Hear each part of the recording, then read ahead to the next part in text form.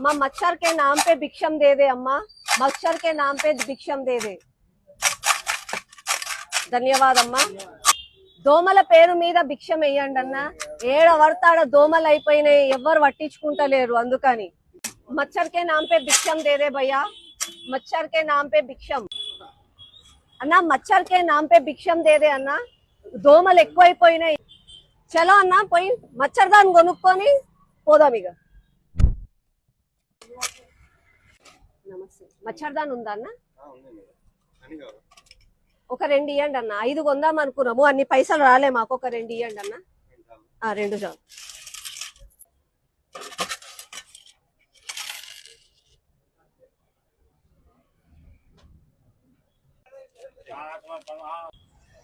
కాంగ్రెస్ ప్రభుత్వం పేరు చెప్తే బిచ్చం వేసేటోళ్ళు కూడా బిచ్చం వేస్తలేరు.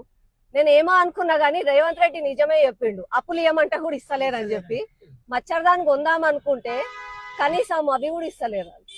వాళ్ళము దుర్గపోతు మీద నీళ్లు పడ్డట్టే, చలనము లేకుండా అసలుకి అంటే చోటోళ్ళు ముందల శంఖ మూదుతారు అట్లనే అయిపోయింది. చెప్పినా కూడా పట్టించుకుంటలేరు. కనీసం ఇట్లా చేస్తానన్నా సిగ్గు వస్తుందేమో చూడాలి. మచ్చర్ కే నామ్ పే సిగ్గు సిగ్గు సిగ్గు సిగ్గు సిగ్గు సిగ్గు సిగ్గు సిగ్గు సిగ్గు సిగ్గు. ఇట్లా ఈ మచ్చర్దాన్ని గప్పి ఈ మనిషి బొమ్మని ఈడెందుకు పెడుతున్నామనంటే కనీసం సిగ్గు తెచ్చుకోనన్న ఆఫీసర్లు పని చేస్తారు అని చెప్పి ఒక ఆశతోటి పొద్దున లేసి ఈడికెళ్ళి టుయ్యి టుయ్యి అనుకుంటా ఏసీ బండ్లలో తిరుగుతారు, ఏసీ రూమ్లలో పోయి కూర్చుంటారు, ఏసీ ఇంట్లలో ఉంటారు కదా. అట్లాంటి వాళ్ళకి సామాన్య ప్రజలు అది బాధలు అర్థమైతలేవు. కనీసం ఈ బొమ్మ ఈడ రోజు మచ్చర్దాన్ని వేసుకొని కనిపిస్తానన్నా సిగ్గొస్తదేమో అని చెప్పి వాళ్ళ పనులు వాళ్ళు చేస్తారని చెప్పి ఈ నిరసన కార్యక్రమం. ఈ మచ్చర్దాన్ని కూడా ప్రజలందరం కలిసి భిక్షాటన చేసి కొన్నది.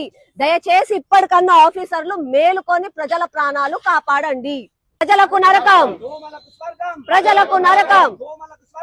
మచ్చర్ హటావ్, మచ్చర్ హటావ్.